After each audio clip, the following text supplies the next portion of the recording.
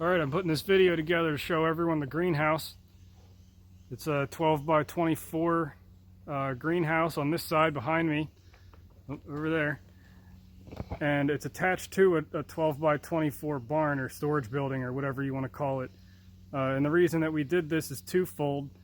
First, you can open the barn door and not let all your heat out in the wintertime. So we think this is a pretty thermal efficient design, because it basically has a double door for your greenhouse. You can go into the barn side, close it behind you, and then open the greenhouse door so you're not letting all your heat out.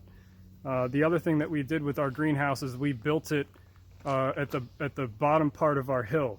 It's all the landscaping uphill from the greenhouse was designed to keep moisture and divert any excess water down here to the greenhouse.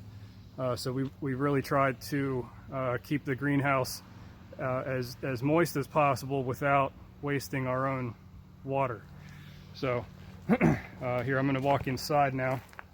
We'll take a look inside.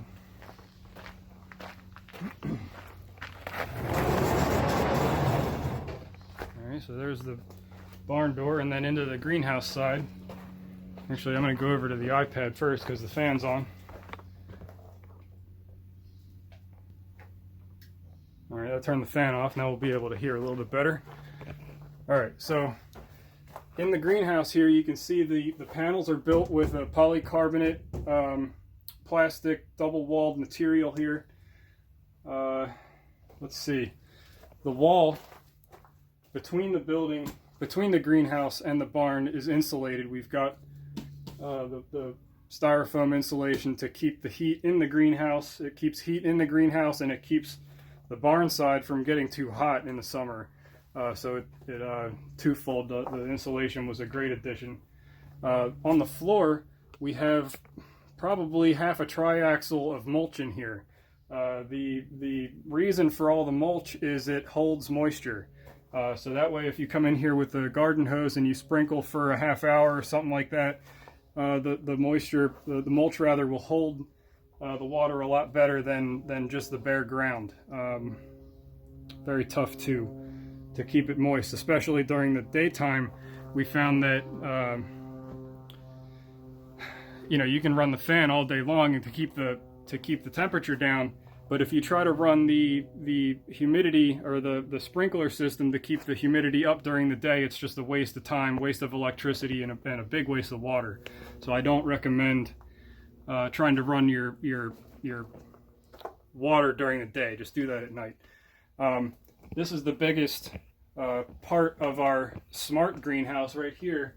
This is from a company. It's a German company called Eve, and it's their weather sensor. So in the greenhouse, we have just this one little, it's a Bluetooth weather sensor that tells the greenhouse temperature, humidity, and pressure. So with that, the iPad can actually turn the fan off and on, turn the sprinkler off and on automatically. For less than $600, this whole thing came together with including the iPad. So the iPad, the weather station sensor, and the smart outlets that go with it. Very simple. It's just an app on the that runs on the iPad.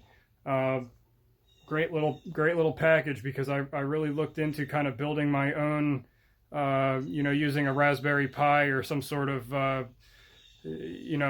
system like that. But for the price and the simplicity here, this is a great. You've got a whole bunch of information for each, so you can get your usage and your cost for running a certain appliance.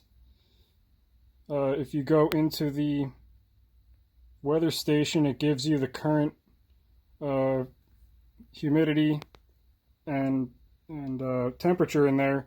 You can also go back and get your history.